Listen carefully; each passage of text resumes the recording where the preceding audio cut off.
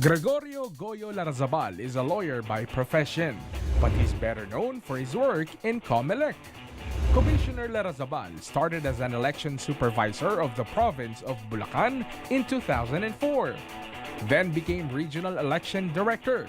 During this time, his fellow regional directors elected him president of the COMELEC Regional Election Directors Organization, and eventually got promoted to commissioner, where he served from 2009 to 2011. Now, the ex-commissioner is coming out of retirement and is running for 4th District Representative of his hometown of Leyte. But Larrazabal faces a tough contender for the post, Ormoc Mayor Richard Gomez. Tonight we welcome former COMELEC Commissioner and now running for the 4th District Representative of Leyte, Commissioner Goyo Larrazabal. Attorney, welcome to the show. Thanks for having me. Hope we can discuss some things. But thanks for guesting me today. Madami tayong mapapag-usapan, especially with Attorney Goyo. Ang dami. Yes. Pero partner, simulan ko nga dito. Palagi nating sinasabi to get to know your candidates a little bit better. Simulan natin dun sa logo ni Attorney Goyo, ano? Yung Pink Sun, no? Pink Sun, Attorney Goyo, palagi namin nakikita yan. Ito yung ginagamit mong logo. Ano bang ibig sabihin ito? Bakit? Ito ba may kinalaman dun sa pink nila Lenny?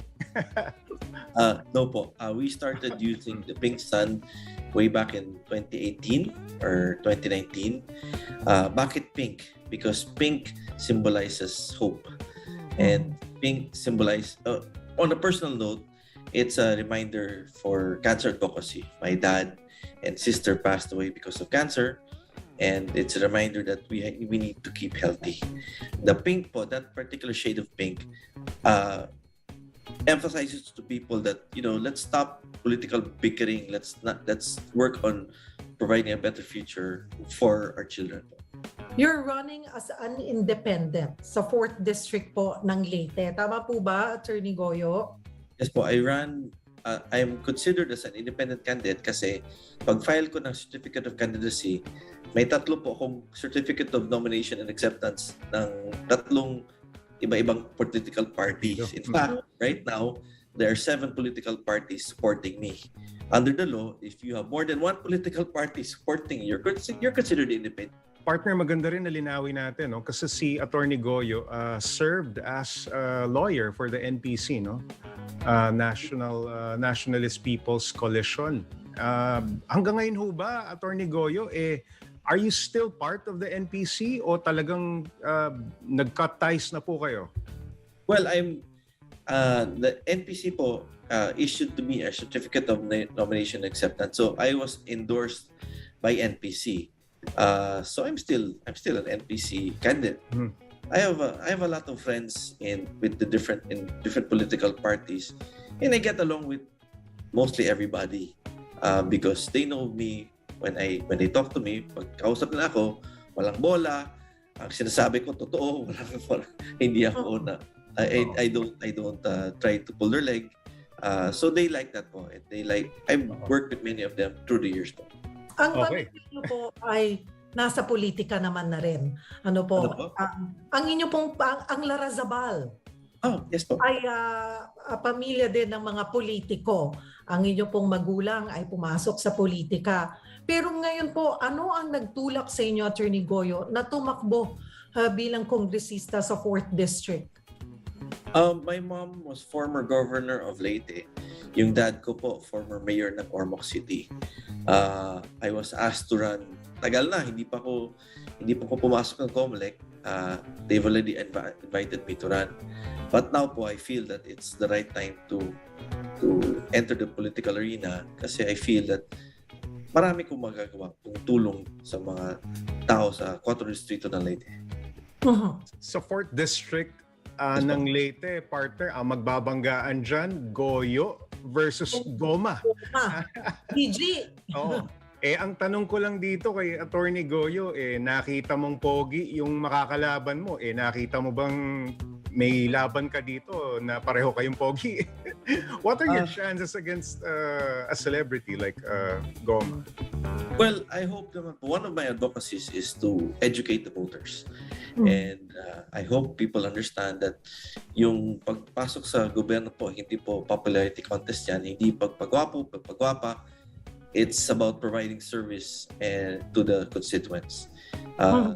The ability to provide a better future for them and their children. That's what I offer to the people or residents of the 4th District of Leyte. Ano po ang nakikita niyong advantage, experience-wise, ninyo, kumpara po sa inyong kalaban? Well, the main job of a member of the House of Representatives is to craft laws and propose legislation. And as a lawyer, I believe that I fit that description. I know the law. Specifically, I know the election laws in the Philippines. But there are other proposed bills I'd like to push po. If maswerte manalo ako, that will help not only the constituents of the 4th District but also other residents in other provinces po. As a former COMELEC commissioner, Goyo, we expect that you would be the first to uphold and adhere to the strict campaign rules during the pandemic. So have you organized any sorties? Paanong ginagawa ninyo? Nakikita ko yung painot-inot na mga litrato that you talk to the children, no? May distansya, pero ganun pa rin. May mga parang close encounters with the voters, no? With the residents of 4th District. Pero paanong ginagawa yung pangangampanya dyan sa Ormoc at sa 4th District? Under the law and under current jurisprudence, technically wala pang campaigning kasi the campaign starts on March 25. So yung restrictions po under COMELEC Resolution 10730 and 10732 apply only starting March 25. March 25. But despite that, I try to emphasize po na yung pupunta sa, if I meet people, I always tell them na wear a mask.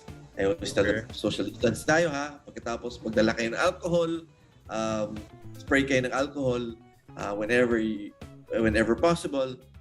Correct. Sa ating pagbabalik, partner, gusto kong matanong dahil bilang COMELEC Commissioner, tanungin na rin natin kasi naging controversial yung ilaw ngayon sa COMELEC na kulay pula at kulay berde. Ayan. Pula at berdeng ilaw. At syempre, tanungin na rin natin, no, kahit medyo lumipas na yung issue. But interesting also to learn and to find out kung ano ang insights ni former COMELEC Commissioner Goyo dun sa nangyaring, syempre, yung disqualification case, no? Kay BBM dun sa isa sa mga presidentiables. When we return, no, we'll just pause for a short break. Pag-uusapan po natin yan sa pagbabalik po ng All Politics is Local. We'll be right back.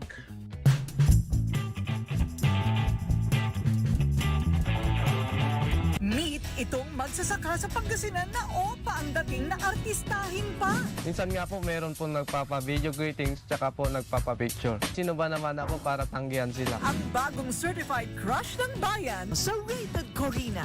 Tuwing linggo, alas 7 ng gabi, dito sa 1PH.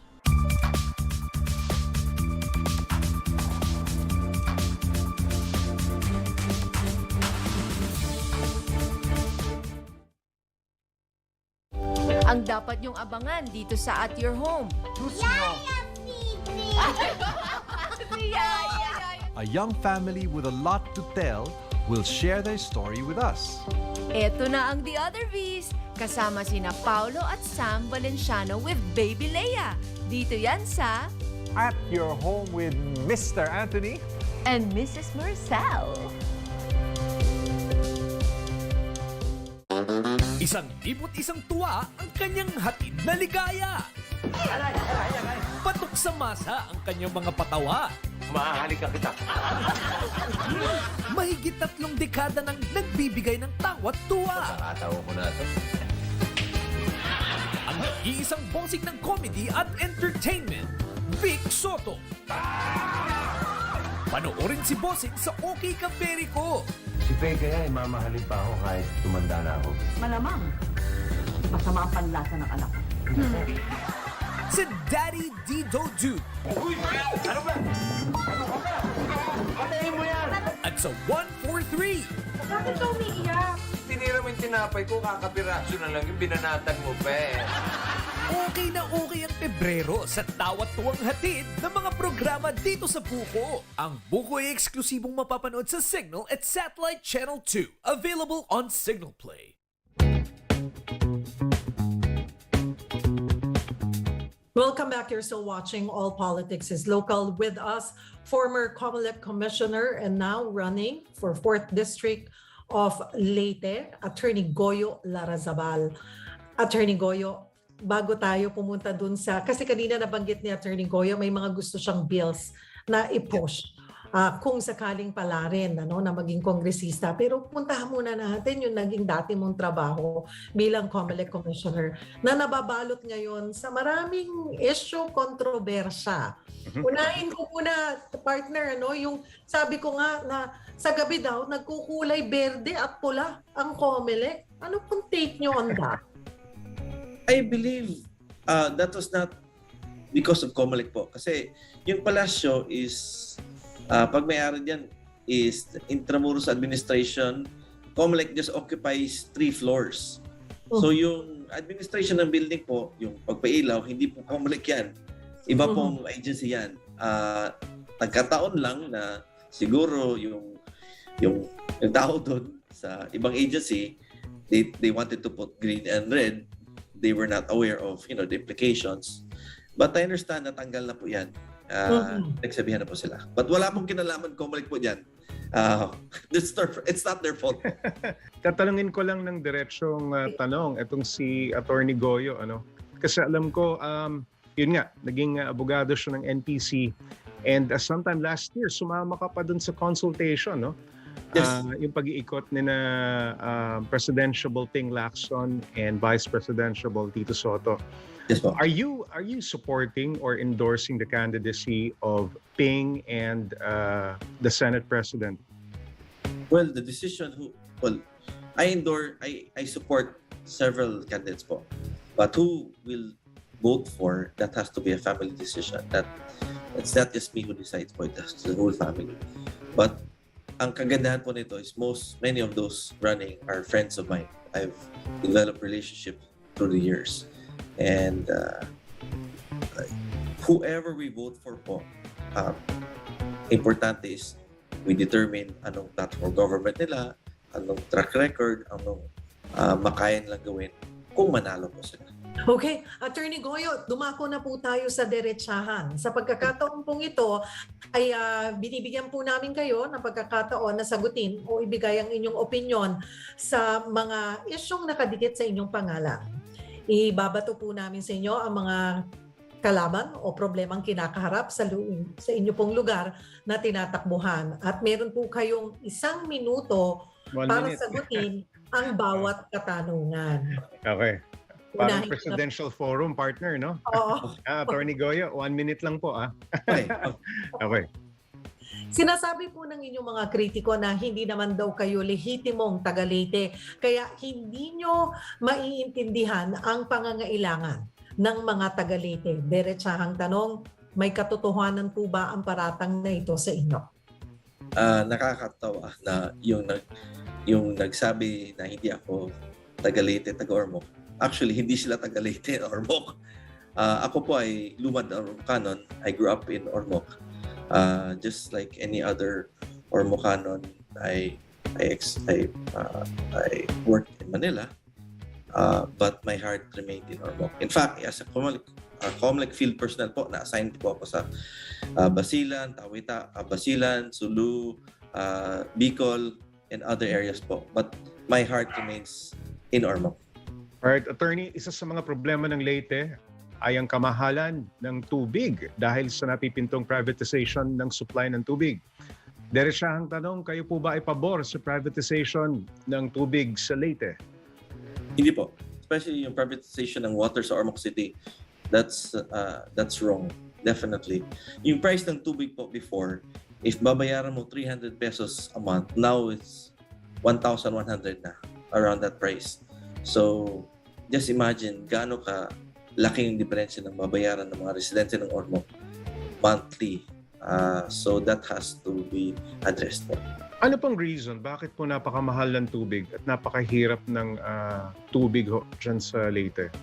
Well, sa Ormoc po, they want to privatize the water services and they increase the prices of the water in Ormoc City to make it more attractive for investors. Ang problema lang, the people suffering are the residents of Ormoc City.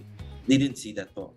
Maski mayaman ka, maski mahirap ka, everybody's suffering po. Binabato rin po sa inyo ng mga kritiko na bilang isang abogado, wala naman daw ho kayong nagawa o napatunayan. Kaya naman itong pagtakbo sa Leyte naman daw ang inyong pinag-interesan. Diretsahang tanong, paano sasagutin ni Attorney Goyo ang akusasyon na ito? Well, I think my track record speaks for itself. In fact, in 2010, I was awarded the Presidential Medal of Merit by then President Arroyo for my services to the country. I've done a lot. I was a teacher, I worked in a bank. Dami po. I worked for President Estrada, President Arroyo. Marami ko nagawa. Pero, yung sinasabi wala akong nagagawang pagnanakaw, wala akong nagagawang pag-agrebrado, wala akong nagagawang pag-abuso. Yun, wala akong gawa doon. But marami kong nagawa, especially sa pagtulong sa mga tao. Alright. Una sa inyong aaksyonan kapag kayo ay naupo bilang kinatawa ng ika-4 na distrito ng Leyte ay ang pagsasaayos ng healthcare. Attorney Goyo, diretsahang tanong, sinasabi po ba ninyo na walang maayos, kulang o di gaanong natututukan ang pangangalaga sa kalusugan sa Leyte? Yes po. And so specifically sa 4th District. Kasi yung 4th District po, there are 6 towns and 1 city. Yung healthcare services for the whole district is concentrated in Ormoc. Kung magpa-x-ray ka, pupunta ka sa Ormoc. Magpa-ultrasound ka, pupunta ka sa Ormoc. Magpa-dialysis ka, pupunta sa Ormoc. You need to devolve that po. You need to bring the healthcare services to the different municipalities. And that's what we'll do po. Not only to the different municipalities, but you provide healthcare services to assist the BHW and the barangay officials in the different barangays po. That's what we intend to do. And sa tingin ko, kaya gawin po yan. Alright. Pakul ko lamang partner, maliban po sa healthcare, kung kayo po'y palarin, saan nyo pa gustong mag-focus or ano yung mga bills na gusto nyong i-push sa Congress? Well, una, I'm sure everybody will expect this. We amend the Omnibus Election Code, di ba? That's given. But there are several laws and bills which we want to push. First is the revision or to revisit the subsidy given to the agricultural and sugarcane industry. Second is to provide more services and benefits to the senior citizens. Third is to look at the compensation and other benefits that are provided to the BHWs. And fourth, we look at the what can be done to help yung first-time workers po, youth who enter the employment sector. How do we make it easier for them po to start working? All right. We'll just pause for a short break. You're still watching All Politics is Local. We'll be right back.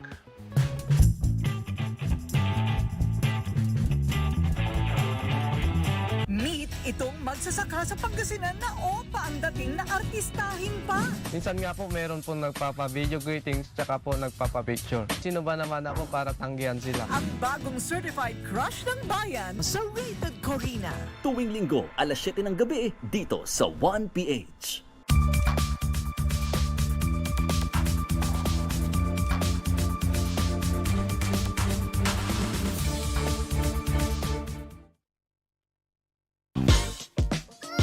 Get in the game and get to know the stories of your favorite UAP athletes. Watch Step Up Season this January on the UAP Varsity Channel. Available on Cignal Channel 263 HD and on Cignal Play.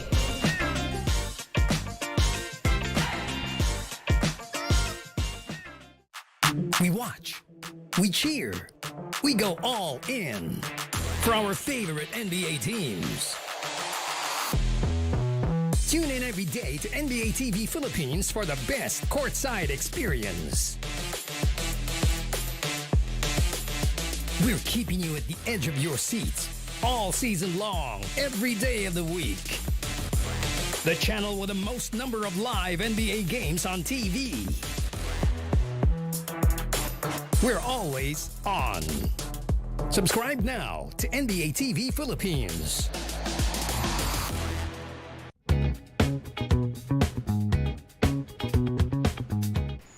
Welcome back. You're still watching All Politics is Local. With us, former COMELEC commissioner and now running for 4th District of Leyte, Attorney Goyo Larrazabal. Ang dami pa natin gustong pag-usapan. Daming pwedeng pag-usapan na partner. Bago tayo pumunta sa ating ultimate challenge, konti pang warm up kay Attorney Goyo. Attorney Goyo, kanina dun sa sinasabi mo na mga gusto mong i-push sa Congress, parang sinasabi niyo po na parang nabuhos lahat, even yung effort ng Congress sa Ormoc lamang, hindi ito naramdaman sa buong 4th District. Ganun po ba?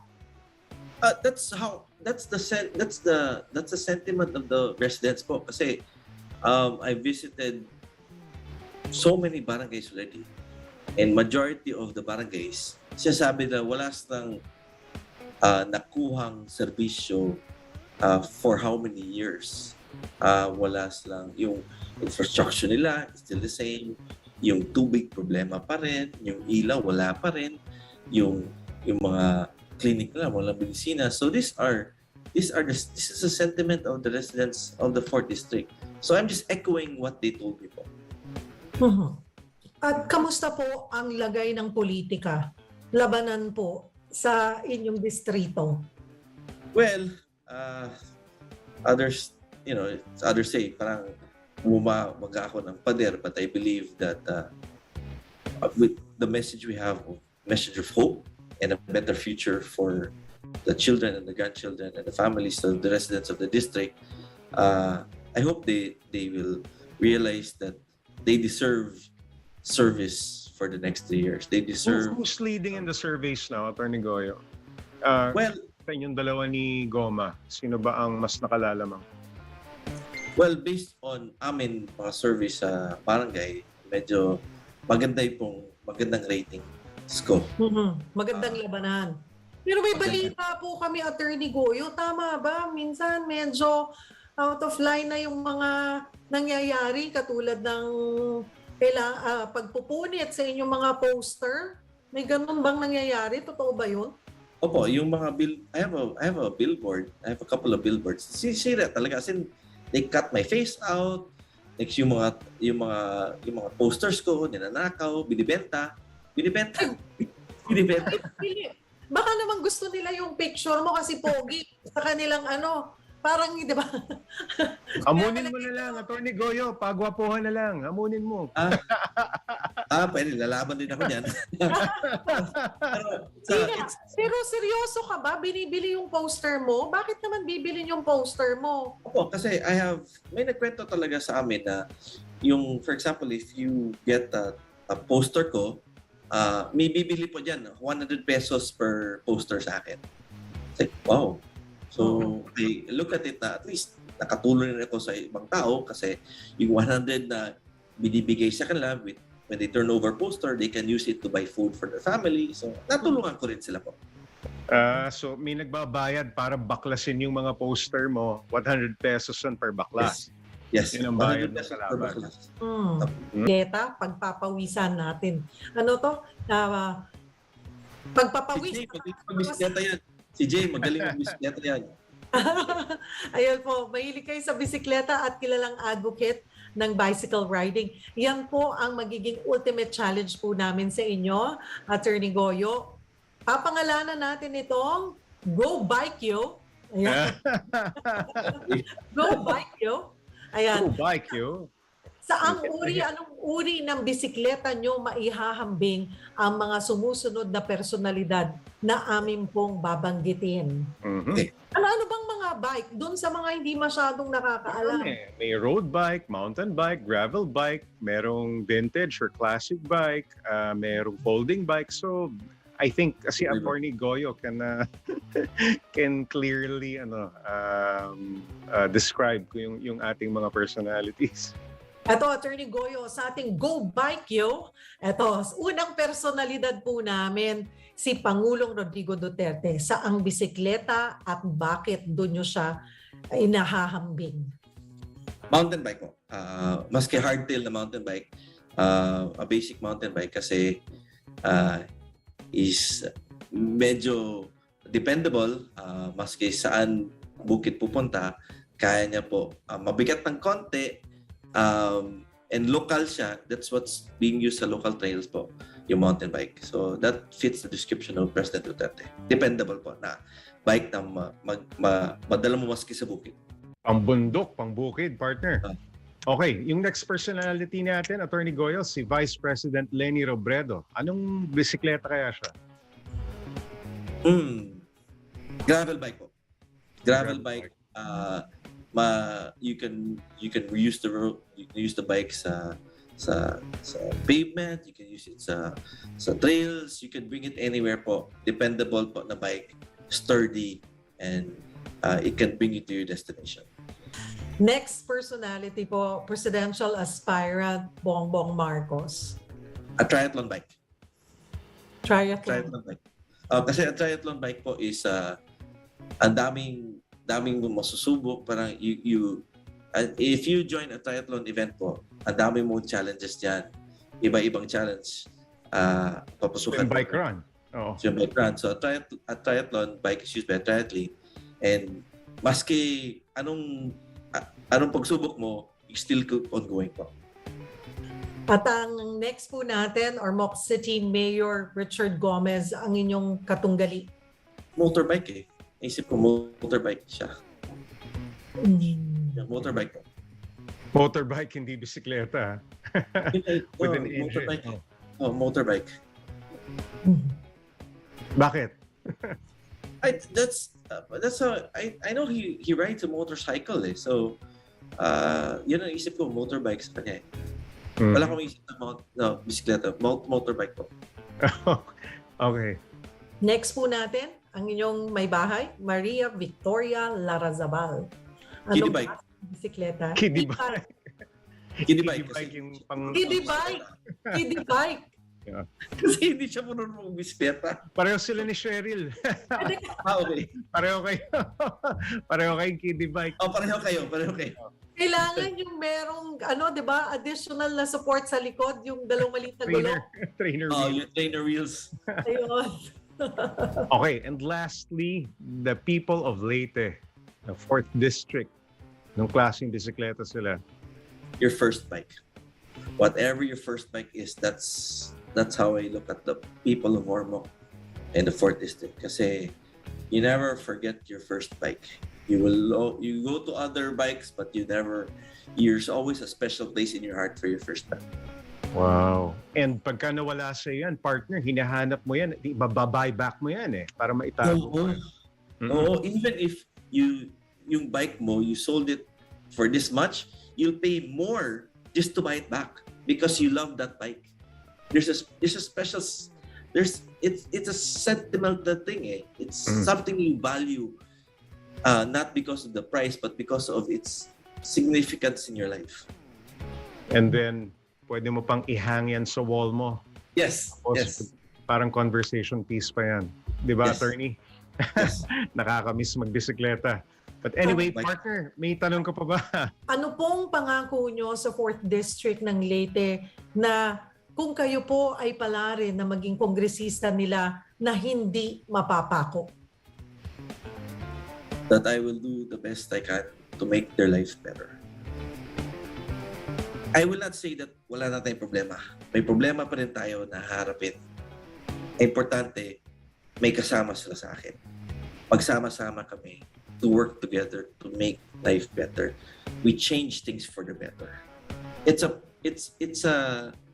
journey that it's not only my responsibility, but it's also their responsibility to work for a better future po. That's the importance there na it's not only, election is only one day, but the repercussions can sometimes last over a decade.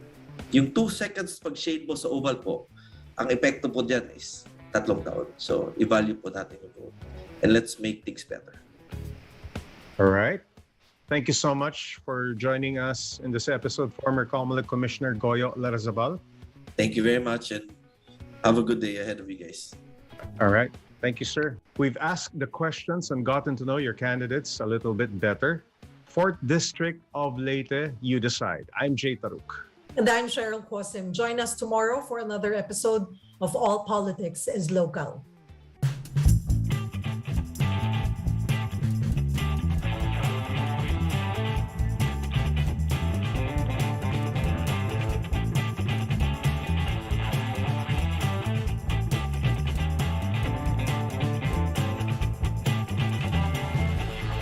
Meet itong magsasaka sa Pangasinan na opa ang dating na artistahin pa. Minsan nga po meron po nagpapa-video greetings tsaka po nagpapa-picture. Sino ba naman ako para tanggihan sila? Ang bagong certified crush ng bayan sa rated